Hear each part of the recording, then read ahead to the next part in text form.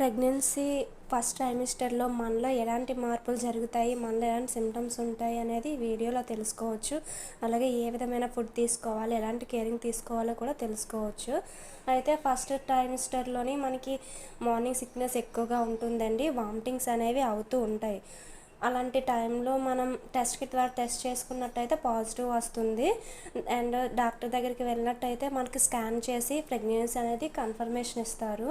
ఈ టైం అనేది మనకి ఫస్ట్ వారం నుండి 12 వారాల వరకు ఫస్ట్ ట్రైమిస్టర్ కింద మనం చెప్తామండి.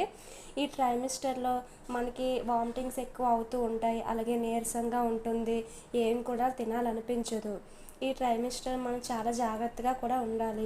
బరువులు ఎత్తడము, మెట్లు ఎక్కడము, బట్టలు కింద కూర్చొని ఉతకడం వంటివి చేయకూడదు. కొంచెం రెస్ట్లో ఉండాలి. అండ్ ఈ టైంలో ఫుడ్ అనేది తినబుద్ధి కాకపోయినా ఏదో ఫ్రూట్స్ అయినా కూడా ఎక్కువగా తీసుకుంటూ ఉండాలి. అలాగే వేడి చేసే ఫుడ్ అనేది ఈ టైంలో మనం తీసుకోకూడదండి.